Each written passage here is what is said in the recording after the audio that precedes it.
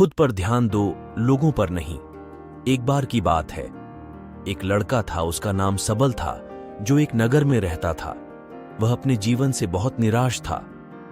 उसकी निराशा का कारण यह था कि वह अब तक अपने जीवन में कुछ नहीं कर रहा था। उसके माता पिता उसे ताने मारते थे कि तुम्हारे सभी मित्र कुछ न कुछ कर रहे हैं, लेकिन तुम अभी भी घर में बैठे हो, और दोस्तों के बीच भी अक्सर उसका मजाक उड़ाया जाता था। वह कहीं जाता तो लोग उससे पूछते कि तुम क्या कर रहे हो। उसे यह बताने में भी शर्म आ रही थी। वह कुछ नहीं कर रहा था। धीरे धीरे उसने रिश्तेदारों से मिलना जुलना कम कर दिया और लोगों से मिलना भी बंद कर दिया। वह ज्यादातर समय घर पर ही रहता है। वह अकेला रोता है और भगवान को कोसता है और अपनी किस्मत को दोष देता है। अब उसे अपना जीवन बोझ लगने लगा था। कभी कभी वह सोचता कि कब वह कुछ करने के योग्य बनेगा, और फिर वह सोचता कि जिंदा रहने से अच्छा मर जाना अच्छा है। एक दिन वह अपने नगर की एक गली से गुजर रहा था। तभी उसने देखा कि एक उपदेशक दुख और परेशानियों पर उपदेश दे रहा है। वह भी उसी भीड़ में सबसे पीछे बैठ गया और गुरु के प्रवचन सुनने लगा। उपदेशक कह रहा था, दुख एक शिक्षक की तरह है जो हमें जीवन की सच्चाई दिखाता है और हमें जीने का सही तरीका सिखाता है। आप चाहें तो जिंदगी जीना भी सीख सकते हैं। गुरुजी उपदेश दे रहे थे कि तुम चाहो तो कुछ भी हासिल कर सकते हो, और अगर चाहो तो एक कोने में बैठकर रो सकते हो। इन सभी बातों को सबल ध्यान से सुन रहा था, लेकिन शिक्षक की यह बातें पसंद नहीं आई। उसने खड़े होकर कहा कि कुछ भी सिखाने से दुख दूर नहीं होता। इसमें केवल दर्द होता है। दुख की पीड़ा अनंत है। ऐसा लगता है कि इसके बाद कुछ होने वाला नहीं है। इससे कुछ भी फर्क नहीं पड़ता है। इसके सामने तो मौत भी छोटी लगती है। उपदेशक ने कहा, फिर तुम्हारा दुख क्या है? सबल ने उसके सामने अपनी सारी व्यथा सुनाई और पूछा, मेरे दुख का कोई उपाय है तुम्हारे पास? यह सुनकर शिक्षक मुस्कुराए और बोले, तुम उस दिन मेरे पास आओ जब आपके जीवन में वास्तविक दर्द हो। मैं आपकी समस्या का समाधान अवश्य करूंगा। यह कहकर गुरु वहां से चला गया। सबल ने सोचा, कहीं मेरा दुख नकली तो नहीं है? क्या मैं जिस दर्द से गुजर रहा हूं वह नकली है? मेरा दुख कोई नहीं समझ सकता। जब मां बाप नहीं समझते तो गुरु क्या समझेगा? उनके दुखों से व्यथित होकर सबल ने एक फैसला लिया कि अब वह कुछ करेगा। सबल ने एक छोटा व्यवसाय शुरू किया, पर उसे सफलता नहीं मिल रही थी। लेकिन उसके घर वाले पूछते हैं कि क्या वह कुछ कोशिश कर रहा है। वह अपने व्यवसाय में लगा रहा और धीरे धीरे उसे सफलता मिलने लगी। फिर उसने गति पकड़ी और केवल 3 साल के अंदर ही वह एक बड़ा बिजनेसमैन बन गया। अब सबल के आसपास ऐसे कई लोग थे जो उसकी परवाह करते थे, जो उससे प्यार करते थे। अब उनके परिवार के सदस्य भी उसकी तारीफ करते नहीं थक रहे थे। दिन ब दिन उसके मित्रों की संख्या बढ़ती जा रही थी। अब वह अपनी जिंदगी से बहुत खुश था। उनके कुछ दोस्तों ने उन्हें सलाह दी कि जब तुम एक बड़े बिजनेसमैन बनकर बहुत खुश हैं, तो सोचिए तुमको कितनी खुशी होगी अगर तुम इस शहर और इस राज्य के सबसे बड़े बिजनेसमैन बन जाते हो। तो कितने लोग तुमसे जुड़ना चाहेंगे, तुमको कितनी बड़ी ख्याति होगी, और स्वयं राजा भी तुमसे दोस्ती करना चाहेंगे और जरूरत पड़ने पर ही तुझसे पैसे उधार लेंगे। दोस्तों की यह बात सबल के मन में घर कर गई। अब वह और पैसे कमाने की कोशिश करने लगा, लेकिन उसे यह सब बहुत ही जल्दी चाहिए था। वह समय बर्बाद नहीं करना चाहता था। उसका अधिकांश समय इन चीजों को प्राप्त करने में गलाने लगा। इसलिए वह ऐसे काम करने लगा जो सही नहीं था। उसने बड़ा उधार लेना शुरू कर दिया। उसके दोस्तों से पैसे की मात्रा और अधिक मुनाफा कमाने के लालच में वह अपने माल में मिलावट करने लगा। उसने अन्य व्यापारियों के खिलाफ भी साजिश रची और उन्हें डराया धमकाया। जैसा उसके दोस्त कहते थे वैसा ही करता था। वह इन तरीकों से ज्यादा पैसा कमा रहा था, पर अब उसके जीवन में पहले जैसा चैन न था।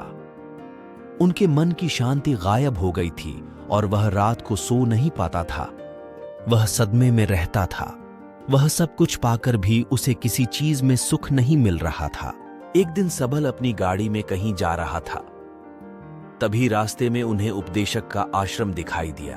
वह रुका और गुरु के पास जाकर बोला, संत, आपने मुझे मेरे पास आने के लिए कहा था जब मेरे जीवन में सच्चा दुख आता है। अब मैं बहुत दुखी हूं कि मेरी नींद हराम हो गई है, मुझे कहीं भी शांति नहीं मिल रही है। इस प्रकार सबल ने अपनी सारी समस्याएं गुरु को बता दी। गुरु ने कहा, जब तुम पहली बार मुझसे मिलने आए थे तब भी तुम किसी दुख में थे। तुमने उस दर्द से क्या सीखा? सबल ने कहा कि सिर्फ सोचने और चिंता करने से कुछ नहीं होता। आपकी दृष्टि को सच करने के लिए यह कार्रवाई करता है, और सिर्फ काम करने से कुछ नहीं होता। चाहे कितनी भी मुश्किलें आ जाएं, मन कितना भी निराश क्यों ना हो, कितना भी लगता हो कि अब कुछ नहीं होने वाला है, तभी विश्वास करें, मैं जो भी कर रहा हूं उसमें अवश्य सफल होऊंगा। खुद पर ध्यान दो, लोगों पर नहीं। लोग केवल सफल लोगों का सम्मान करते हैं। कोई कितना भी अच्छा क्यों ना हो, वह हमेशा लोगों की नजरों में बोझ बने रहते हैं। यह सब सुनकर उपदेशक मुस्कुराया और बोला, जो आपके पास है तो यह वास्तविक दुख नहीं है। तुम्हारे जीवन में जब वास्तविक दुख आए तब मेरे पास आओ, मैं उसे ठीक कर दूंगा। सबल ने जाते समय साधु को सोने के सिक्कों से भरा घड़ा भेंट किया। घड़े को देखकर गुरु ने कहा कि यह मेरे किसी काम का नहीं है, उस पेड़ के नीचे गड्ढा खोदकर गाड़ दो। सबल ने घड़े को पेड़ के नीचे दबा दिया, जैसा कि गुरु ने बताया, और वहां से चला गया। कुछ दिनों से कारोबार ठीक चल रहा था, लेकिन व्यापार के गलत तरीके के कारण धीरे धीरे उसे व्यापार में घाटा होने लगा। उसकी सारी दौलत धीरे धीरे खत्म होने लगी, और एक दिन ऐसा भी आया जब उसके पास कुछ भी नहीं बचा और उस पर कर्ज का बोझ चढ़ गया था। परंतु वह निश्चिंत था, क्योंकि उसने अपना सारा कर्ज अपने दोस्तों से लिया था। उसने सोचा कि उसके दोस्त बुरे वक्त में उसके साथ खड़े रहेंगे, लेकिन ऐसा कुछ नहीं हुआ। जैसे ही बुरा वक्त आया, दोस्त पहले उससे कर्ज मांगने लगे। अगर उसने कर्ज नहीं लौटाया, उन्होंने उसे जान से मारने की धमकी भी दी। उसके सभी शुभचिंतक और प्रियजन उससे दूर हो गए। उसके दोस्त जो उसके साथ मस्ती किया करते थे, अब उससे दूर भाग रहे थे। उसका परिवार उसकी गलतियां और कमियां गिनने लगा। उसकी सारी संपत्ति नीलाम कर दी गई और उसके पास कुछ भी न बचा। जब उसने अपने पिता से मदद मांगी, पिता ने कहा कि मेरे पास थोड़ी सी संपत्ति है, मैं तुम्हारी मां को क्या कहूंगा अगर मैं तुम्हें दे दूं? यह संपत्ति हमारा अंतिम उपाय है। सबल के मन में गहरा दुख छा गया। उसके आसपास कोई नहीं था जो उसके दुख को समझ सके, जो उसे संभाल सके। दोस्तों के इस विश्वासघात के कारण वह अंदर से टूट चुका था। वह सोचने लगा कि अब जीने का क्या मतलब है, अब मौत ही मेरा सहारा है। वह आत्महत्या करने के लिए पहाड़ी पर जा रहा था। तब उसे याद आया कि उस शिक्षक ने उससे कहा था, मेरे पास आओ जब तुम्हारे जीवन में वास्तविक दुख हो। सबल गुरु के पास गया और अपनी सारी व्यथा सुनाई। आंखों में आंसू लिए उसने कहा, हे गुरुजी, मेरे दुख का निवारण कीजिए। गुरु ने कहा, जब जीवन में असली दुख हो तब मेरे पास आ जाना, मैं इसे जरूर ठीक करूंगा। सबल ने कहा कि ये क्या हो रहा है, मेरी जिंदगी में अभी दुख नहीं है तो आखिर असली दुख क्या है? गुरुजी ने सबसे कहा कि पहले आप मुझे बताओ, आपने अपने दुख से क्या सीखा? सबल ने कहा कि मैंने वह सीखा, जो लोग हमारे जीवन में आते हैं वह हमारी सफलता और प्रगति के कारण वो हमें धोखा जरूर देंगे, क्योंकि बुरे समय में वे हमारे साथ नहीं खड़े होंगे। वे अच्छे समय में ही हमारा फायदा उठाएंगे और बुरे समय में हमें छोड़ देंगे। उन लोगों पर ही भरोसा करें जो हमारे बुरे समय में हमारे साथ खड़े रहते हैं। लेकिन ऐसे लोग बहुत कम होते हैं, लेकिन जिनके पास है उन्हें उनकी सराहना करनी चाहिए, उनका अपमान नहीं करना चाहिए। मैंने कभी भी किसी के खिलाफ साजिश नहीं रची, और अपना काम ईमानदारी और धैर्य से करें, और कभी लालची मत बनो। अपने सारे दुख दर्द और अनुभव बयां करने के बाद सबल गुरुजी के समान आंखों में आंसू लिए बैठ गया। कुछ देर बाद साधु उठे और पेड़ के नीचे एक गड्ढा खोदा और घड़ा निकाल लिया, जो सोने के सिक्कों से भरा हुआ था। उसने सबल को देकर कहा, मेरे पास आओ जब तुम्हारे जीवन में वास्तविक दुख हो। सबल ने अपने शिक्षक को धन्यवाद दिया और उसे प्रणाम करके चला गया। उस पैसे से उसने एक छोटा सा व्यवसाय शुरू किया। अब वह छोटा सा व्यवसाय शुरू किया। अब वह छोटा व्यापारी बनकर भी खुश है। उसने पूरी लगन और ईमानदारी से कारोबार किया। जल्द ही वह अपने शहर का एक बड़ा व्यापारी बन गया। उसका जीवन सुख सुविधाओं से भरा हुआ था।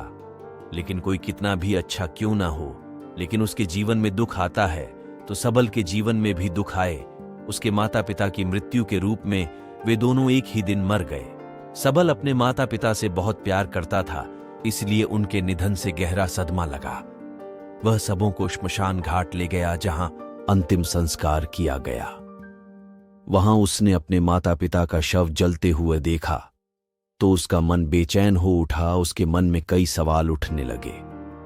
वह घर वापस आ गया, इसलिए उसने अपने माता पिता के घर और संपत्ति को देखा, जिसके लिए उनके पिता हमेशा लड़ते रहे।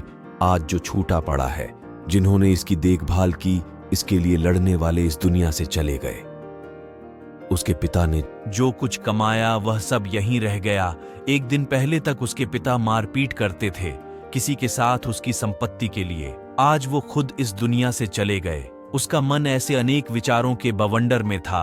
वह अंदर से अकेला और डरा हुआ महसूस कर रहा था।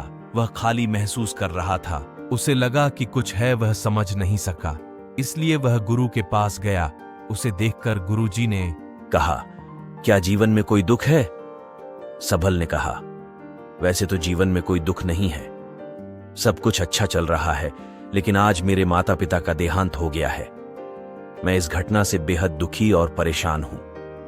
गुरुजी ने कहा, इसमें दुखी होने की क्या बात है? एक दिन सबके अपनों को मरना है। कोई न कभी जिया है और न कभी रहेगा। एक दिन तुमको भी मरना है। शायद तुम कल ही मर जाओगे, या तुम आज भी मर सकते हो, सबल ने कहा। क्या कह रहे हो गुरु जी? मैं भी मर जाऊंगा, लेकिन मैं अभी जवान हूं। गुरु ने कहा कि सब जी रहे हैं इस भ्रम में कि मृत्यु केवल दूसरों को आती है, बड़ों के पास ही आती है। लेकिन जवान और बूढ़े मर जाते हैं, बच्चे मर जाते हैं। मौत का उम्र से कोई लेना देना नहीं है। यह सभी को प्रभावित करता है। गुरुजी की ये बातें सबल के मन में घर कर गईं और वह चुपचाप चला गया। लेकिन उसका मन अभी भी बेचैन था।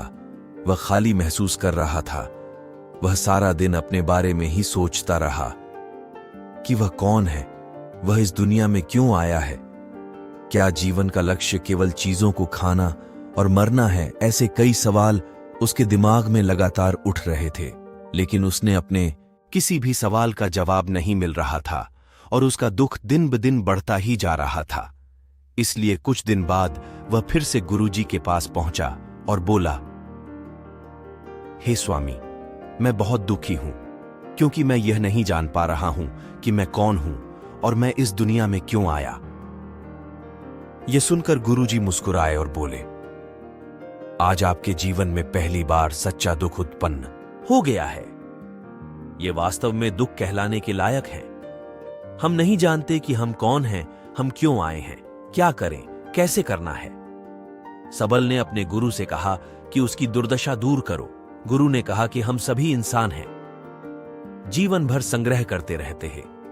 सबल ने कहा कि सभी इंसान जीवन भर धन, मान सम्मान, परिवार, प्रतिष्ठा, मित्र, शत्रु आदि जमा करते हैं।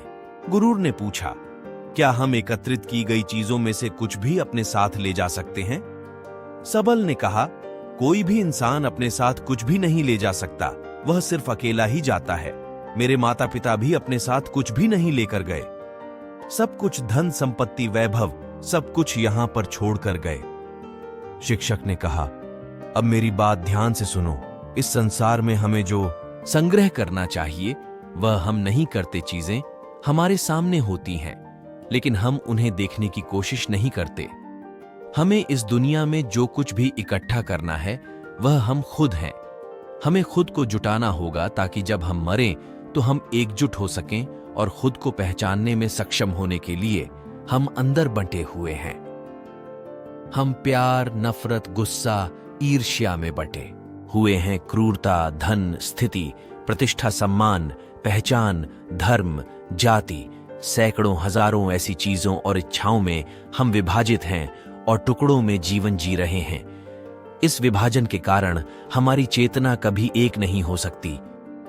हमारी चेतना शक्ति बिखरी हुई है, इसलिए हमारे पास इतना समय नहीं है, इतनी ऊर्जा नहीं कि हम मुड़ सकते हैं और अपने भीतर देख सकते हैं।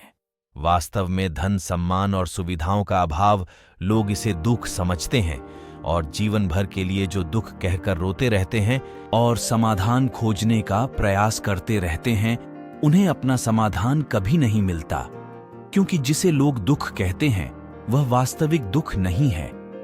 यह सिर्फ एक आदमी की इच्छा है, उसकी इच्छा कभी पूरी नहीं होती, इसीलिए व्यक्ति को कभी उनके प्रश्नों का समाधान नहीं मिलता।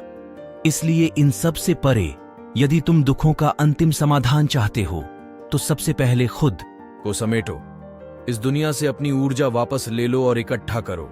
अपने आप पर ध्यान केंद्रित करो, स्वयं पर ध्यान दो। अपने मृत्यु से पहले अपने आप को जानने की कोशिश करो, बिखरो मत। सबल ने कहा, तो गुरुजी, क्या हम इस संसार को छोड़ दें? हमारी सभी इच्छाओं को मार देना चाहिए। किसी से प्रेम नहीं करना चाहिए, धन संग्रह नहीं करना चाहिए, सम्मान की आशा छोड़ देनी चाहिए। शिक्षक ने कहा कि भावनाओं और इच्छाओं ऐसे बिखरे हुए मनुष्य में से निकल आओ, जैसे कोई पत्थर पहाड़ से गिरे जिस पर पर्वत का कोई वश नहीं है सिवाय देखने के। परेशान होना और कुछ खोना, वैसे ही बिखरे हुए मनुष्य की इच्छाएं बेकाबू और दर्दनाक हैं। उसका अनियंत्रित मन इच्छा करता रहता है और कल्पना करता रहता है, और यह दुख देता है। लेकिन जब एक व्यक्ति अपने मन को एकत्र करता है तो वह जो कुछ भी करता है वह उसके नियंत्रण में होता है। फिर उसकी इच्छा से इच्छाएं भी उत्पन्न होती हैं। सबल ने कहा कि आपने मेरे असली दुख का समाधान कर दिया। आपका बहुत बहुत धन्यवाद। अब से मैं खुद को समेटने, खुद को तराशने की कोशिश करूंगा।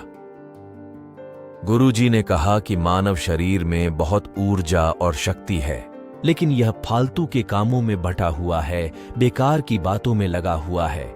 यह एक बहुत ही शक्तिशाली मशीन की तरह है। एक बच्चे के हाथ में रखा जा रहा है और वह बिना सोचे समझे अपनी शक्ति बर्बाद कर रहा है और बिना किसी नियंत्रण के। इसीलिए इस शक्ति पर ध्यान दें, अपनी चेतना, और इसे इकट्ठा करें। लेकिन यह फालतू के कामों में बटा हुआ है, बेकार की बातों में लगा हुआ है। यह एक बहुत ही शक्तिशाली मशीन की तरह है। एक बच्चे के हाथ में रखा जा रहा है और वह बिना सोचे समझे अपनी शक्ति बर्बाद कर रहा है और बिना किसी नियंत्रण के।